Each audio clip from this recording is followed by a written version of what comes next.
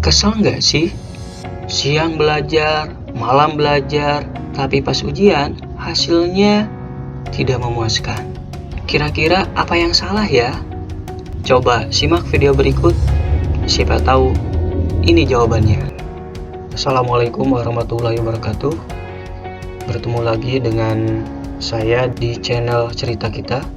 Kali ini kita akan membahas tentang cara memahami kisi-kisi soal bahasa Indonesia. Oke, mengapa saya buatkan video tentang ini? Karena terkadang ada beberapa di antara sahabat pelajar atau siswa yang bingung dalam memahami kisi-kisi soal bahasa Indonesia.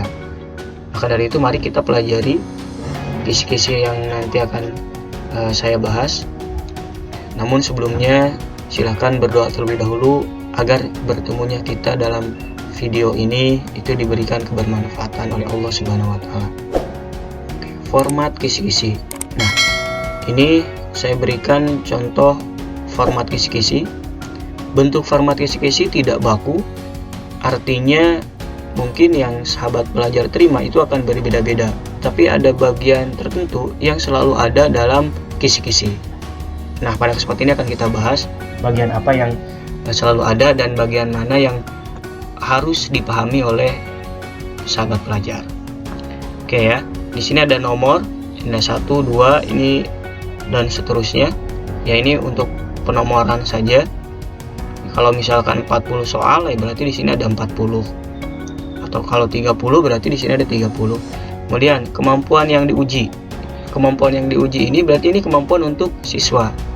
Jadi soal ini ya untuk menguji siswa itu dalam hal apa?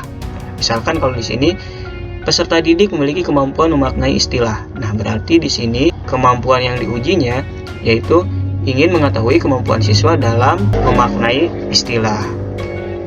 Lingkup materi. Nah, lingkup materinya membaca non sastra. Kalau bahasa Indonesia itu kan lingkup materinya ada sastra, non sastra, ya. Jadi kebetulan ini di sini adalah non sastra. Kemudian materi. Nah, lebih spesifik lagi dari lingkup materi.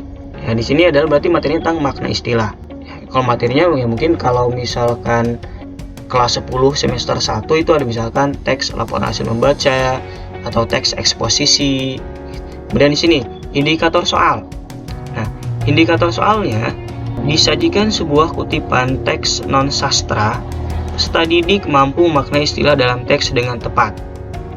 Berarti di sini tergambar bahwa soal yang akan sahabat pelajar atau siswa dapatkan itu adalah nanti ada sebuah teks, teksnya itu adalah teks non sastra, kemudian nanti di bawahnya diberikan pertanyaan. Misalkan pertanyaannya, makna istilah reboisasi pada teks di atas adalah. Nah, berarti kan sahabat pelajar memaknai istilah reboisasi. Itu ya untuk indikator soal. Kemudian level. Level ini ya, tingkat kesukaran soal. Soal itu kan memiliki beberapa level ya. Ada C1, C2, C3, C4. Kemudian ini nomor soal. Untuk nomor soal ini paket A dan kebetulan ini soalnya 2. Ada paket A dan paket B. Ya. Nah, ini untuk soal yang ini kalau di paket A di nomor 1, kalau di paket B itu di nomor 5. Kemudian bentuk soalnya pilihan ganda. Kembali lagi ke pernyataan awal saya bahwa format kisi-kisi tidak ada yang baku, tapi ada poin yang selalu ada dalam kisi-kisi dan itu yang harus sahabat pelajar pelajari. Apa itu? Yaitu indikator soal.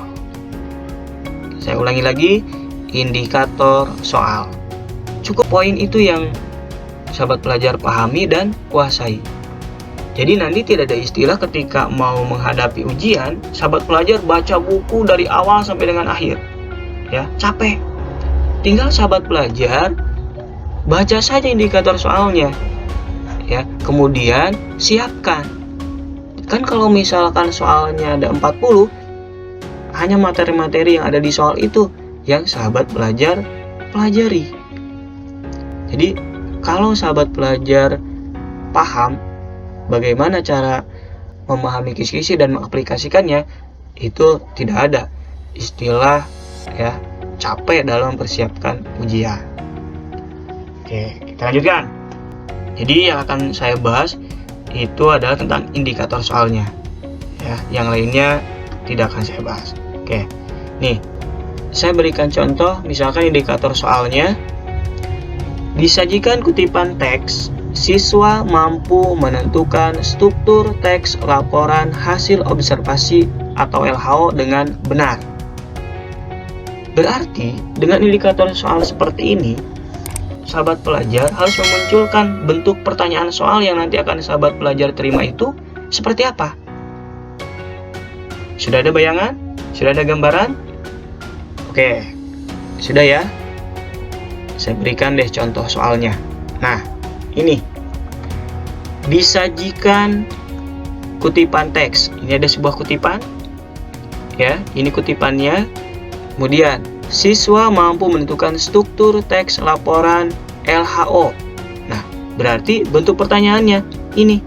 Kutipan teks di atas termasuk ke dalam salah satu struktur teks laporan hasil observasi, yaitu, nah berarti ketika sahabat pelajar menemukan indikator soal seperti ini, yang mesti sahabat pelajar lakukan adalah sahabat pelajar memahami struktur LHO. Kemudian yang kedua, setelah sahabat pelajar paham, sahabat pelajar cari teksnya, cari contoh teks LHO. Kemudian sahabat pelajar tinggal tandai ya strukturnya mana saja. Kalau sudah mampu menandai strukturnya, kan mau bagaimanapun teksnya, maka sahabat pelajar akan mudah ya untuk menentukan struktur teks tersebut. Paham ya? Oke, kita lanjutkan. Contoh yang kedua dari indikator soalnya, siswa mampu menentukan kalimat kompleks dengan tepat. Nah, ini ada yang berbeda. Kalau yang pertama itu ada kata disajikan sebuah teks. Kalau di sini tidak ada. Nah, berarti sudah pasti di soal tidak akan ada teks. Nah, ini contoh soalnya nih. Berikut yang merupakan kalimat kompleks adalah. Jadi, sahabat pembelajar tinggal melihat saja. Ya, pilihannya mana yang tepat. Nah, apa yang harus disiapkan? Berarti yang harus disiapkan adalah sahabat pelajar harus memahami kalimat kompleks itu kalimat yang bagaimana. Sehingga nanti sahabat pembelajar bisa memilih dari 5 pilihan ini mana yang termasuk ke dalam kalimat kompleks. Oke, ya. Semoga memahami. Kita lanjutkan.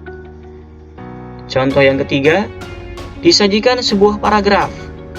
Siswa mampu menentukan ide pokok paragraf tersebut dengan benar. Oke. Sudah bisa membayangkan kira-kira bentuk soalnya seperti apa? Iya, tepat sekali ya. Jadi ada sebuah paragraf, kemudian ditanya tentang ide pokok. Bisa saya pertanyaan misalnya ide pokok paragraf di atas adalah, atau misalnya saya berikan contoh seperti ini. Ini ada sebuah paragraf, ya. Kemudian di sini pertanyaannya, ide pokok paragraf di atas adalah titik-titik.